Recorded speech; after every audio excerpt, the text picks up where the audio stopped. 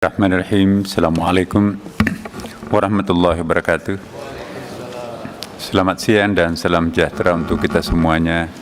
Salam, Om Swastiastu, Namo Buddhaya, salam kebajikan. Alhamdulillah. Wa syukurillah wa salatu wassalamu ala rasulillah Sayyidina wa Habibina Muhammadin sallallahu alaihi wasallam. Amma ba'd, yang kami hormati Ketua, Wakil Ketua dan anggota Komisi 8 Dewan Perwakilan Rakyat Indonesia, yang kami hormati Kepala Badan Penyelenggara Haji Republik Indonesia, yang kami hormati Kepala Badan Pelaksana Badan Pengelola Keuangan Haji Republik Indonesia, yang kami hormati hadirin yang berbahagia. Pertama-tama tentu kita membacakan syukur kehadirat Allah Subhanahu wa taala, Tuhan yang Maha Kuasa, karena pada hari ini, hari yang sangat berkah, bulan suci Ramadan, kita bermuajah, semoga kita mendapatkan solusi yang terbaik terhadap semua tantangan yang kita hadapi di masa depan. Dan izinkan saya langsung ke melaporkan progres jamaah haji reguler.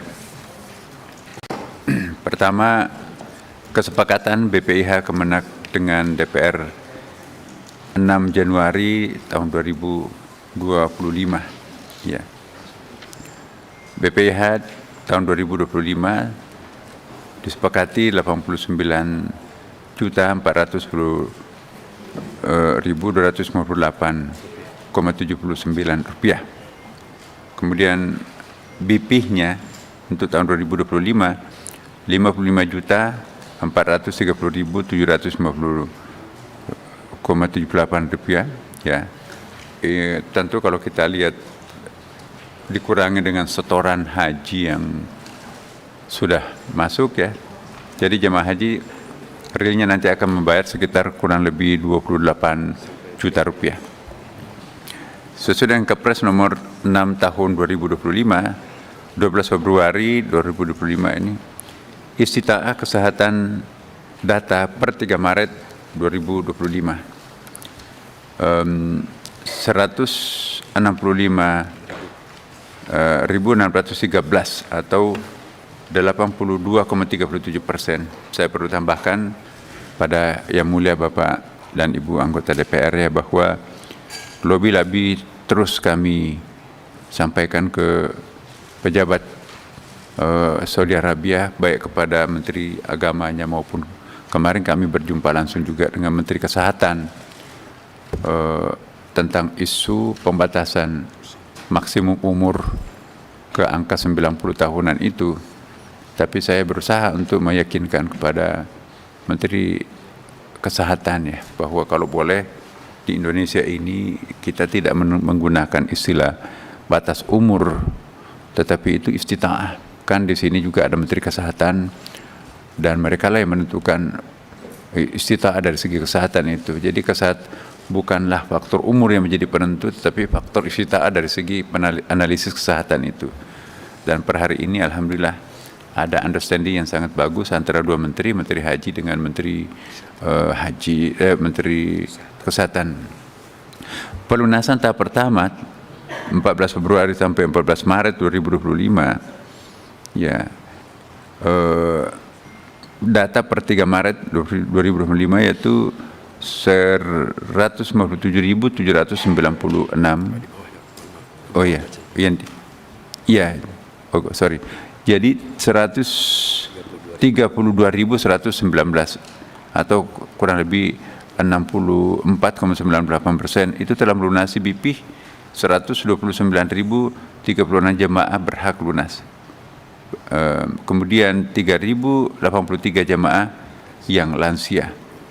Nah, ini agak sedikit cepat progresnya ini, terutama kita nanti akan lihat dari jemaah haji khusus itu semuanya sudah terpenuhi dalam waktu yang sangat singkat.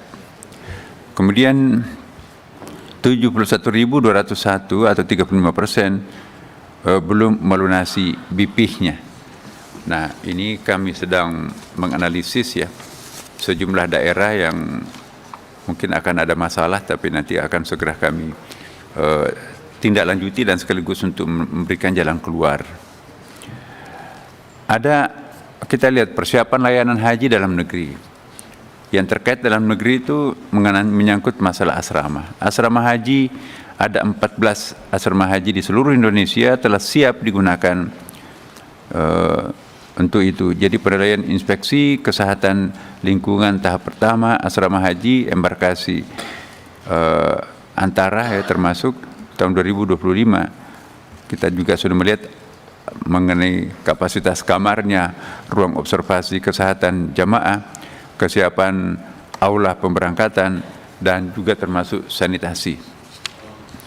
Kemudian yang kedua, peningkatan kualitas layanan dengan standar one stop service. Ya. Jadi menyangkut masalah visa. Nah, visa ini ada batas akhirnya mungkin lebih cepat daripada tahun-tahun sebelumnya, tapi insya Allah kami juga akan siap mengantisipasi living cost-nya, kemudian gelang. Kemarin kita sudah rapat ya, semua hal-hal yang atribut haji termasuk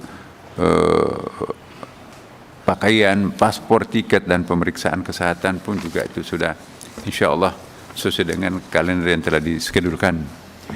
Kemudian 3 perjanjian, kita lihat persiapan transportasi udara. Seperti yang kita ketahui bersama melalui hasil keputusan bersama juga, ada Lion Mentari Airlines ya, kontrak per 21 Februari 2025 juga selesai. Jadi embarkasinya di Padang dengan melayani 6.249 jamaah. Kemudian embarkasi Banjarmasin melayani 5.430 jamaah, totalnya 11.679 jamaah. Sedangkan PT Garuda Indonesia kontraknya per 27 Februari 2025 embarkasi Aceh akan melayani 4.378 jamaah, Medan 8.328, Jakarta Pondok Gede 18.083 jamaah, Solo 33.524, Balikpapan 5.708, kemudian Makassar 15.683, Lombok 4.499, totalnya 90.203 jamaah. Sedangkan Saudi Airlines rencana kontraknya 16 Maret 2025, embarkasi Batam 11.766 jamaah, embarkasi Palembang 8.077 jamaah, Jakarta Pondok Gede itu 6.354 jamaah, kemudian Jakarta Bekasi 26.425, Kertajati 12.298 jamaah, dan Surabaya 36.518, total 101.438 jamaah. Total jamaah haji Indonesia dengan demikian 203.320 jamaah. Kemudian progres pemvisaan jamaah haji. Secara umum kami akan menyampaikan bahwa total kuota 320 orang ya, data yang masuk 154.173 orang, jadi sudah mencapai 75,83% dari total kuota. Kemudian verifikasinya, lolos verifikasi 136.030 orang atau 88,23% dari data yang masuk ya. Belum lolos verifikasi karena beberapa hal ya, itu 13.897 atau 9,01% dari data yang masuk. Dengan demikian total verifikasi 152.319 atau 98,80% dari data masuk. Nah, tentu kami sedang melakukan percepatan ya, sekalipun bulan suci Ramadan, tapi kami tetap memberikan tekanan kepada seluruh aparat kami supaya sesegera mungkin menyelesaikan urusan ini. Kebijakan pemvisaan Kementerian Haji Arab Saudi. Waktu pemvisaan haji berlangsung dari 19 Februari sampai 18 April ya 2025. Jadi ini waktu berjalan terus. Sekarang kita sudah di Februari, Maret ya. kemudian nanti insya Allah mudah-mudahan tanggal yang deadline ini bisa kita selesaikan semuanya. Lalu perlengkapan jemaah haji termasuk gelang, ya, tersedia lengkap H-3 sebelum keberangkatan jemaah. Ya. Kemudian ihram sampai hari ini sudah sampai sekitar 90%, mukna 85%, seragam batik 90%. Ya, karena ini juga menyangkut masalah teknisnya juga sangat banyak ya. Kami kemarin rapat itu saya kaget juga, itu kalau pakaian jamaah haji itu dibentangkan itu 750 km. Jadi itu pakaian seragam itu. Nah, ini seragam batik. Koper dan tas juga pendistribusian koper oleh maskapai itu selesai H-30 sebelum keberangkatan haji tahun 2025 ini. Lalu layanan akomodasi sebagaimana kita bisa lihat di dalam peta dan juga sudah kita bahas pada pertemuan yang lalu, ya, ada untuk di Mekah jarak hotel menuju ke Masjid Haram paling jauh 4,5% kilometer. Jadi ada di atas kita bisa di mapnya itu ada di Jawal, Raudah, Shisah dan Misfalah, Mina. Masa tinggal jamaah haji untuk selama 32 hari. Jamaah menempati area Misfalah, Raudah, Jarwal dan Shisah. Nah, kita lihat di Madinah juga jarak hotel menuju ke Masjid Nabawi paling jauh 1 km. Dan masa tinggal jamaah haji kurang lebih 9 hari ya di Madinah. Sedangkan jamaah menempati area Garbiyah, Janubiyah dan Syamaliyah sebagaimana di dalam peta. Bapak Ibu sekalian, kemudian layanan konsumsi, transportasi dan masyair. Untuk konsumsi di Mekah, layanan konsumsi 80 kali makan selama 28 hari. Ya. Kemudian di Madinah layanan konsumsinya 27 kali makan. Lalu masyair 8 ada di situ, ada penyedia layanan tenda, layanan transportasi, kemudian layanan konsumsi juga. Lalu transportasinya ya menggunakan salawat ya melalui satu konsorsium 4 penyedia, kemudian antar kota 24 penyedia. Kita lihat dari kebijakan kemudahan Armusna. Di dalam skema pergerakan Armusna terbagi menjadi 4 skema. Skema reguler yaitu Arafah, Mabit Musdalifah dan Mabit di Mina. Nah, ini kita akan memperkenalkan walaupun sebetulnya ini bukan hal yang baru ya, dilakukan banyak orang juga. Murur, jadi Arafah, pergerakan dari Arafah ke dan Mabit di Mina itu ada nanti tradisi murur yang kita akan rekayasa sedemikian rupa supaya nanti memberikan kemudahan kepada terutama pihak-pihak yang punya alasan daruriyah. Kemudian murur tanazul, yaitu Arafah Mina ke hotel. Nah, jadi skalanya juga ini murur ini juga adalah hal yang sangat ya baru, tapi ini pun juga kami harus hati-hati sekali mitigasi risikonya karena kita harus mengantisipasi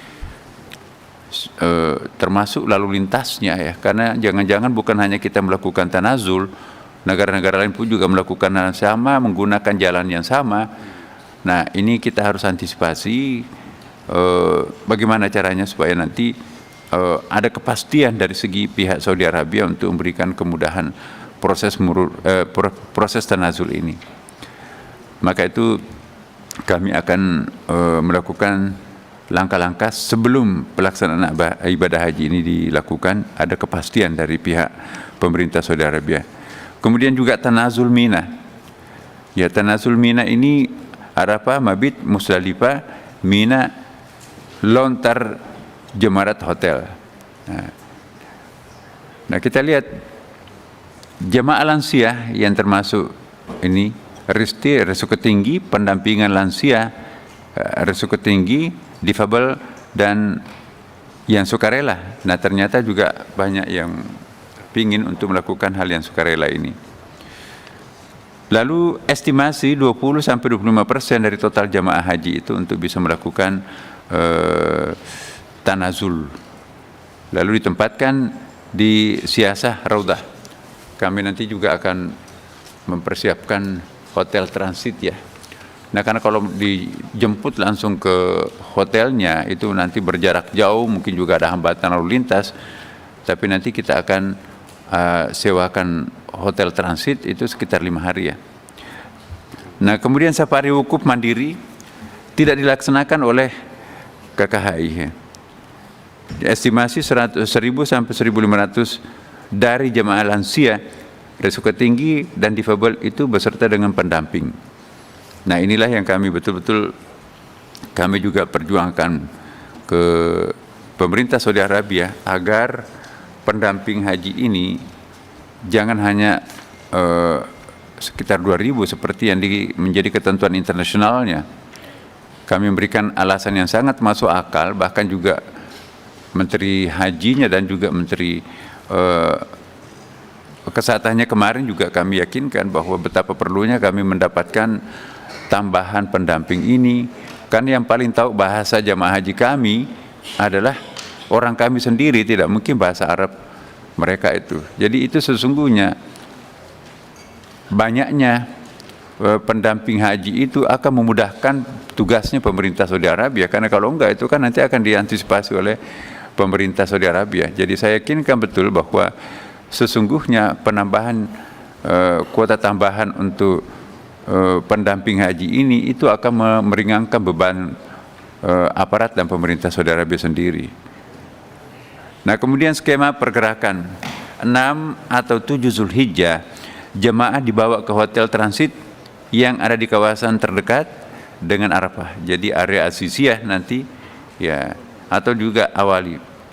9 Zulhijjah jamaah diberangkatkan ke Arafah pada pukul 10 dan ba'da zawal, jadi ba'da zawal itu setelah wukuf secukupnya dikembalikan ke hotel transit tadi. Mereka akan berada di hotel transit sampai 14 Zulhijjah. Selanjutnya dikembalikan ke hotel masing-masing. Iya. Jadi ini tidak merepotkan karena sudah ada transit, hotel transit yang dekat dari lokasi, bukan lagi dari tempat-tempat yang jauh tadi. Kemudian pelaksanaan manasik haji seperti yang pernah kami sampaikan ke bapak-bapak, ibu-ibu anggota dewan yang terhormat, bahwa kita ingin kali ini ada manasik haji plus ya, bukan plus sebetulnya, memang seharusnya seperti itu. Jadi tidak hanya fikih oriented, tidak hanya masalah-masalah teknik belaka, tetapi juga ada filosofi, ada tasawufnya, ada tentu mekanikalnya, semuanya harus komplit di situ itu. Diharapkan dengan jamaah haji nanti itu juga ada wawasan lebih luas yang bisa menukik, sehingga nanti kami juga memprediksikan akan membuat semacam sisi lain dari manasik itu, yaitu bagaimana menciptakan, melestarikan kemakbruran haji. Nah, ini istilah kami bikin sendiri ya, bahwa melestarikan kemakbruran haji, karena belum tentu bisa haji lagi. Maka itu jangan hanya 1 hari mabrur atau 1 tahun mabrur, tapi tahun berikutnya sudah nggak mabrur lagi. Jadi kemakbulan haji itu ditentukan pada saat pelaksanaan ibadah haji. Tapi kemakbruran haji itu diukur setelah mereka itu menunaikan ibadah haji. Jadi human relationnya dengan keluarganya, tetangganya, dan negaranya sendiri seperti apa. Nah, dari situlah nanti kami akan menyisipkan bagaimana membangkitkan nasionalisme jamaah haji, ya seperti yang terjadi pada awal-awal kemerdekaan. Justru yang paling provokatif, memprovokasi masyarakat untuk memerdekakan Indonesia ternyata adalah jamaah-jamaah haji itu yang peroleh spirit semangat dari Muktamar Internasional di Mekah itu. Nah, jadi kita ada nanti materi-materi baru dalam manasik haji itu. Nah, untuk di Pulau Jawa sebanyak 8 kali, yaitu 2 kali di kabupaten, kota, dan 6 kali di KUA kecamatan. Nah, ada 3 jilid buku-buku nanti yang kita akan bagikan. Untuk di luar Jawa sebanyak 10 kali, yaitu 2 kali di kabupaten, kota, dan 8 kali di KUA kecamatan. Kami sudah melakukan beberapa kali. Yang pertama yang kemarin ya, memperkenalkan bahwa konsep manasik haji kita itu seperti apa, dan insya Allah bukunya dalam waktu singkat ini akan sudah terbit. Sebetulnya bisa sampai 4 ya, karena kita juga membuat buku mini ya, yang orang di sana kan nggak baca terjemahan Arabnya saja yang bisa bahasa Arab itu ya. Jadi terserah mau membaca yang mana, ada yang dikalungin, ada yang dikantongin, dan insya Allah kita akan memberikan pelayanan yang terbaik kepada jamaah haji kita, sehingga istilah kita itu tersenyum di awal karena biayanya bisa lebih murah, tersenyum di tengah karena mereka mendapatkan pelayanan lebih baik, dan tersenyum di akhir karena mereka membawa haji mabrur dengan kepuasan-kepuasan batin spiritual itu. Kemudian manasik nasionalnya itu secara hibrid ya, pembekalan kepada narasumber BIMSIK Kabupaten Kota se-Indonesia. Lalu manasik dilakukan melalui offline dan Zoom meetings. Nah, kami juga memperluas wilayah jangkauan kami di website-website dan Kementerian Agama pun juga, baik di pusat maupun di daerah masing-masing yang berbahasa daerah ya. Paling gampang diakses lah dengan seiring berkembangnya perkembangan IT sekarang. Lalu manasik KBIHU ya sekurang-kurangnya 15 kali. Dimulai sejak November 2024 sebetulnya ya. Sebagian besar itu telah selesai. Nah, kita kembali ke haji khusus nih. Tadi saya katakan bahwa haji khusus itu sudah selesai prosesnya, pembayarannya segala macam. Jadi kuotanya 8% dari kuota jemaah haji Indonesia, jumlahnya 17.680. Jadi jemaah 16.305 dan petugasnya 1.375. Lalu pengisian kuota 331 PIHK ya. Tahap pertama 24 Januari sampai 7 Februari 2025 dengan jumlah 14.467 jamaah yang melunasi. Tahap keduanya 17 sampai 21 Februari 2025 2.700 jamaah melunasi. Surplusnya 360 jamaah cadangan yang melunasi. Jadi siapa tahu ada tiba-tiba berhalangan, entah karena faktor kematian atau hamil atau apapun gangguan lain, itu sudah ada cadangannya sehingga nanti insya Allah bisa kita atasi kekurangannya. Update-nya, persiapan layanan akomodasi, transportasi, dan konsumsi dengan penyedia yang dipilih. Persiapan petugas haji khusus, jadi ada 6 user e-hajj, konsorsium PIHK dengan minimum 2.000 jamaah per user. Penyiapan gelang dan buku manasik ya sama.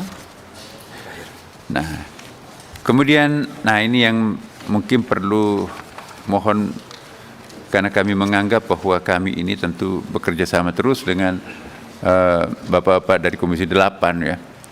Mitigasi risiko ini tentu walaupun memang tugas dan tanggung jawabnya Kementerian Agama, BPH, tapi bagaimanapun juga kami menganggap bahwa Komisi 8 ini adalah partner kita di dalam memberikan kepuasan terhadap jemaah. Maka itu ada beberapa hal yang perlu kita perhatikan bersama, yaitu upaya penambahan jemaah jumlah petugas haji. Nah, makin banyak petugas haji, kita berharap semakin bagus pelayanannya.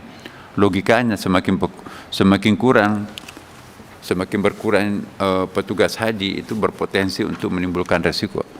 Karena kalau seperti sekarang ini misalnya 2000-an, berarti satu pesawat badan melebar itu hanya akan dilayani oleh sekitar 2 atau 3 orang. Jadi ada masalah di situ.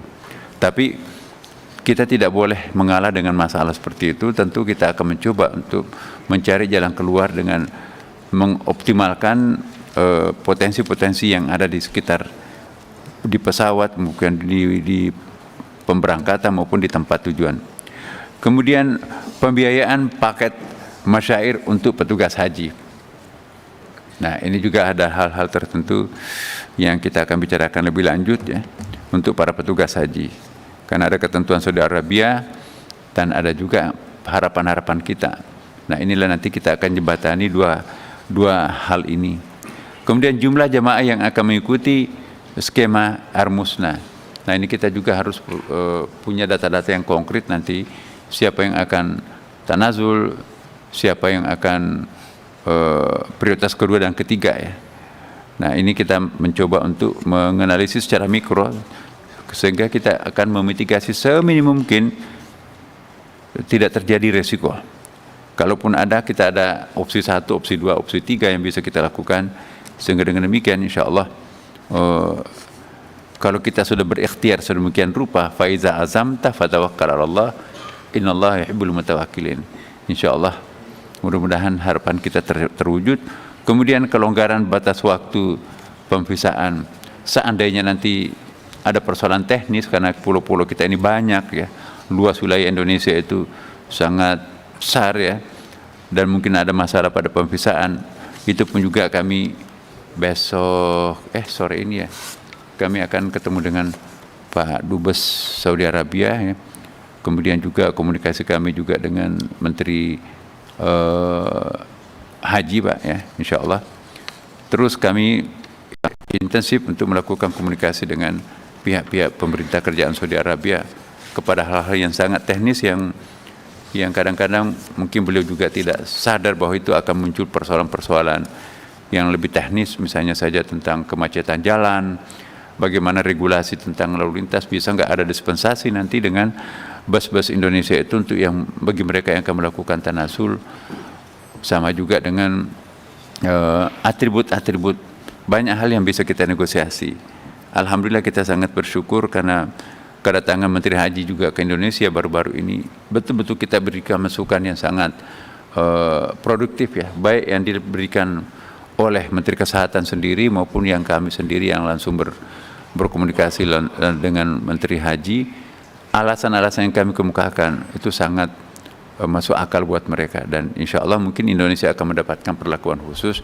Jadi regulasi Saudi Arabia itu ternyata tidak universal ya, ada dispensasi khusus tergantung kemaslahatan Saudi Arabia. Karena kita adalah jemaah haji yang paling besar, maka mereka itu memang sangat konsentrasinya ke Indonesia Pak sekarang ini. Jadi begitu kami melakukan pembayaran, langsung pemerintah Saudi Arabia lega, karena ternyata negara-negara kecil itu hanya menyetor sedikit-sedikit. Begitu kita setor sedemikian banyak itu, langsung itu kelihatan bahasanya pun juga sangat plong. Artinya apapun yang Anda minta kami pertimbangkan gitu. Terima kasih Bapak Ibu sekalian. Assalamualaikum warahmatullahi wabarakatuh.